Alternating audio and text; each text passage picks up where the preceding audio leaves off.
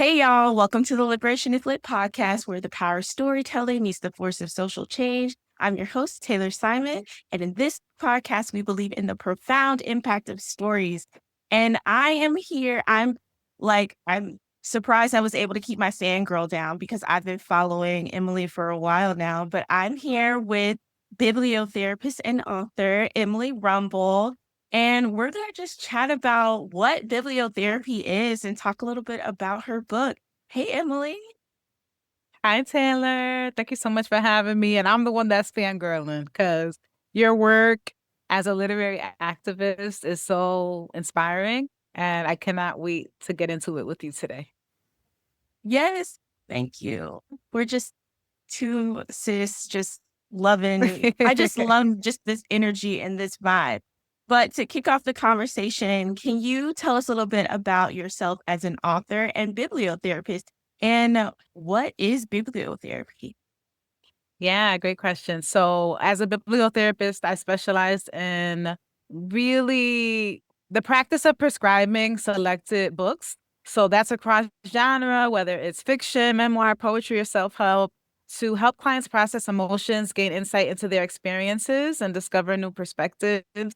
It's really deeply rooted in our storytelling traditions, right? As Black folks, and really turning to story, especially in marginalized communities where mental health access is difficult to obtain, to turn to stories as a source of strength, reflection, and connection.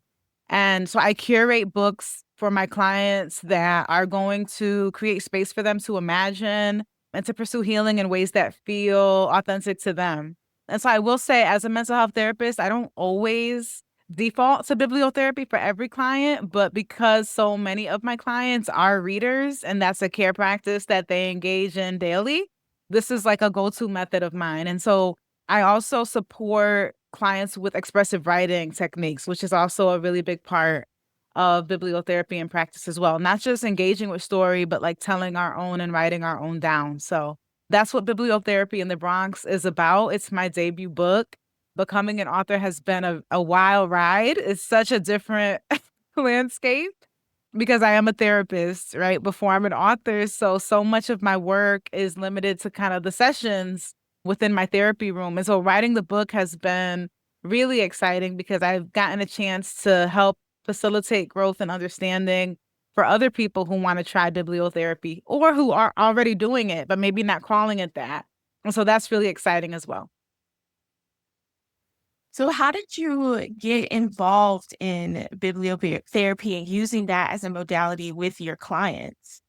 Yeah. So I studied abroad in England my junior year of Mount Holyoke at the University of York. And that's really when I realized that bibliotherapy is embedded in the culture in England. And they even have like a poetry therapy pharmacy in London now where you can walk in and get a poem for whatever symptom you have, whether that's depression, anxiety, a breakup. They prescribe poems. I think that's so cool. I wasn't there when that poetry pharmacy opened, but that's generally sort of the cultural way that readers approach reading to gain insight and to heal out there. Ella Berthal, Susan Elderkin, these are British women who are considered bibliotherapists in England. And so when I learned that that was actually a methodology that people were using, I was like, wow, I wonder what the context of this history is within American culture. And so when I came back home, because I've always been an avid reader since I was a little girl, I started doing a lot more research into Black librarianship, into the ways that social workers were engaging with narrative therapy techniques. And even though I wasn't finding so much on the literature of bibliotherapy or that coined term, there's a rich history in Black librarianship, especially of the way that we've engaged literature to improve our reality orientation, to, value our own personhood. And then this is where, as an adult and a practitioner, I started finding the names of people like Sadie Peterson Delaney, who was known as the godmother of bibliotherapy, a Black librarian she was the head librarian actually at Tuskegee and then was sent to New York City to work at the Schaumburg. At the time, it was the 135th Street Library. And so the more that I studied bibliotherapy in America, the more that I was unearthing all these unsung heroes. And we know as Black women, like so many of the contributions of our ancestors have been just erased, silenced, buried, or just they're not cited in the texts. Their contributions are not actually named in popular media. And so that was eye-opening to really discover that, like, wow, what I'm doing isn't new. This is actually something that a lot of my ancestors and our foremothers and forefathers and forethinkers and scholars have been engaging with historically. And I just used that to inform who I became as a therapist. So when I went to grad school and I started really understanding how narrative therapy works to help clients reframe traumatic stories and reclaim healing and liberation for the self, I would find creative ways to come up with interventions, especially when I started out as an intern. I was working at a day treatment facility for adults with schizophrenia and asked to run a socialization group. So I was like, oh, this is a great opportunity for me to try bibliotherapy. And I started doing a poetry therapy group, and it was a hit. And so we did some expressive writing, we did some poetry reading, and socialization goals were met. Attendance at the program increased. And so I think that's when I started to get taken a little more seriously. Because in the beginning, it was like, poetry therapy. Like, I was like, yeah, you guys asked me to do a socialization group. I'm going to try this different approach and see, what would work. And it landed. And so I tell a lot of that story in the book as well, because I think there is a way that the creative arts therapies are just thought of as like, oh, yeah, that, but not taken seriously. And actually, they're so useful for our mental health because they return us back to not just our ancestral histories and lineages, but also like to self, to find your voice, to activate, your self-expression. And I think what's more healing than that? I definitely agree. And what I found about therapy and reading Dr. Jennifer Mullen's work around decolonizing therapy is like Yes. therapy in the Western tradition is very rooted in almost disconnection in order to push through and to be productive. And it's all about making Yeah. you productive citizens. And I really love this approach to narrative therapy and bibliotherapy as like what you said, connecting to those ancestral roots, but also connection to self, because a lot, like I was saying, a lot of westernized therapy is about disconnection and how can we find those decolonized therapy practice that encourage connection. So I really, really love like the idea of bibliotherapy and of course me being a book nerd. And something that I've seen you do on your social media platform is, oh, I can't remember what you called it, but almost that intuitive, like you just grab the book off the shelf and turn to a page, and that is the message that you want to. Bibliomancy. Yes, yes. Can you tell us a little bit about like bibliomancy and how that can be helpful in people's self-discovery journeys? Absolutely. And I do want to say, like, because people think of bibliomancy as a spiritual practice, it doesn't have to be. It could be something ritualistic that you do for yourself as a reader, whether you consider yourself spiritual in that sense or not. But bibliomancy is also something that, like, our great grandmothers did with the Bible or with, religious texts, right? Like, there's so many ways in which when we connect with a text that is emotionally validating and soothing for us, we set an intention to continue to learn and glean wisdom from that text. And so, what does it mean when you just set an intention and you go to a text that you love, a story that you love, with that intention in the front of mind, and you just randomly open a book? What passage do you land at? What could be a hidden message, right? In that passage or that chapter or that dialogue or that scene that you've opened up to. I really love the practice of bibliomancy because it's also a beautiful way to return to the works that speak to us and give us strength and connection. And so whether it's a religious text or even a fiction novel, because people always ask me that, they're like, well, can you do bibliomancy with a fiction novel? I'm like, absolutely, yes. And for those of us that like to physically interact with text, who heavily annotate text or highlight text, or, it's so cool to like go back to a text and randomly select a page and see where you land and see what you've highlighted or what note you've put in the margin and what connection you made after reading that might give you some insight for that day or that moment that you've returned to it. I think it's a really powerful practice. And I think it's something that more people should try. I'm definitely gonna try it. I know the first book I thought to do it with was The Color Purple because I just feel like Yes, there's that's just one of my so favorite books much. to do it with. Yes. Yes. So there's just, Classic. like, because I'm trying to get more into I've been into tarot, but I'm trying to do it more regularly and just have that Yeah. intuition and then journal about it because I'm trying to write too. So, not trying to, I am Yes. writing, so but Amen to I that. just love I that. love the Yeah. reframe. You caught yourself. You were Yes. like, "Nope, I am writing." Because I'm Yes. there with you. I'm there with you. I am writing. I keep telling myself that every day. But I love that you connected it to tarot because I think for some people who are maybe like beginners at trying tarot or reading cartomancy, oracle cards and things, there's often a feeling of self-doubt of like, well, did I pick the right card? Or you're overthinking it. And so what happens when you just learn to trust yourself? The card that I picked is the card that I was meant to pick. The image on the card has something to say to me, right? Even if you're not an expert in tarot or the archetypes included or the numbers or the suit, right? There's still something that you can learn from studying the image on a card, the symbols on a card, the number on a card, right? It's really about self-trust. And so I love that you connected bibliomancy to tarot because I think it's the same thing. It's like just trust that where you landed is where you're supposed to land and there's a message for you in that. Don't overthink it, don't make it, bigger than it has to be.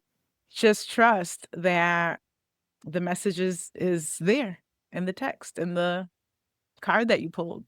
Because it's also a lesson in self-trust and like knowing that so much of the healing journey is a return to our own intuition, too. And I think to your point, bringing up Dr. Mullen's work, shout out to Dr. Mullen, author of Decolonizing Therapy. Like, that's really what it's about, right? It's like soul retrieval, going back and reconnecting to the self is also about going back and reconnecting to the ancestors, to our lineages, to the wisdom in our bones that we have been disconnected from because Western society says that's unimportant. Assimilation is more important, or being able to produce is more important. And so these are like little exercises that reconnect us to our intuition. And that is soul retrieval, and that is soul integration, and that is trauma healing. I definitely 100% agree. And, speaking of returning to self, who are you outside of being a therapist, a bibliotherapist, and what kinda keeps you grounded in this work? Yeah, honestly, like before I'm anything, I'm a reader. I'm just me. Like I'm always gonna be that little girl that was like head in a book, wanting to escape in a book and just read and imagine. I've always been kind of like a daydreamer. I was a really anxious kid. And so imagining new worlds and finding technology to help with daydreaming and imagining better possibilities is such a mechanism of survival that has been my go-to since I was really, really little. But of course, all of those roles are part of my identity, mom, wife, sister, daughter, therapist, author. But I really, when I get bogged down by like the weight of responsibility, because I'm so tired, and I know you feel me, and I know we all listening to this pod right now, feel the same way. We're so just above our capacity, and the world is changing so quickly that I just try to remind myself to like return to that inner child and to return to that inner child joy because joy is something that needs to be cultivated and practiced. And books bring me joy. So that's always how I'll answer that question is like, I'm just that little girl in a library somewhere, like trying to get a little respite from the world in a book. Yeah, I was just telling someone the other day, and I was doing a pop-up selling my books. My mom was doing one of her very first pop-ups. She sells like customized cups and mugs and things like that. And that's been great for her artistic expression. And Love there's a woman that. talking to me about like finding books for her grandkids and like always wanting to instill that. I was like, well, this one right here, pointing to my mom, she had me reading before I was reading. This my little Disney books on tape where it beeped when you turn the page, and I Yeah. had carrying case. And I always go back to that story of like, those were some of my earliest memories and like just going to the library together when my sister was born, us all going to the Mm. library, like rotating the 3 library cards, whoever had the least amount of fine. So like so much of my formative years have been shaped around books and reading, and so many memories are tied to books and just reading together as a family and things like that. So I love how like that's part of your core self too. Absolutely. That's such a beautiful story. Shout out to Mom Dukes for creating her art and sharing it with the world. I feel like that's what it's all about. And shout out to this new generation of kids who will never know what it's like to have to pay library fines. They are so lucky. They have no idea. Right, because I was always like, I marked my calendar every day for amnesty days where your fines could be forgiven. But now it's like, Same. whoa, no fee? No fees. No fees. Our inner children could never understand that feeling because I literally remember like begging the librarian, please let me just check out this one book. My grandmother will pay the fee this weekend, things like that. But I was fortunate to have amazing librarians. And I had a school library in my elementary and middle school. I believe my son's school has a librarian, but she's part-time. Most of the young people that I counsel, though, in middle and high school, don't have libraries at school, which is really sad because we just continue to see the defunding of libraries and especially school libraries where we know for a fact kids have to go to school to be able to access books during the school day. That breaks my heart. That is so wild. I do a lot of advocacy here in South Carolina because you may have heard we have a lot of book censorship issues here. And I know a lot of school librarians, and I try to speak up because a lot of them fear losing their jobs and things like that. And I am just so grateful that we even have access to libraries here. We have multiple librarians at school. So, like, just hearing like the Wow. differences, like, I know going to the big library downtown was a treat for me, but like, I would go to my school library like at least 3 times a week. So like, Same. I just can't imagine like how like kids today don't even have libraries in schools. And I know, like, in Texas, they're taking them away and turning them into detention centers. And Yeah. just, it breaks my That's a heart whole too. nother 20-minute conversation, right? Right. Right. And this is So, why I tell parents, like, do what your mom did, right? Like, cultivate a love of reading at home so that it becomes a go-to practice for your child, of loving reading and turning to books for enjoyment, not strictly for academic pressures. Because I think that that's what happens is like so many young people are not growing up in households where reading is considered, a hobby or where access to books isn't, a thing. And so they go to school and that's where they first engage with literature, but it's based on academic metrics, not reading for pleasure.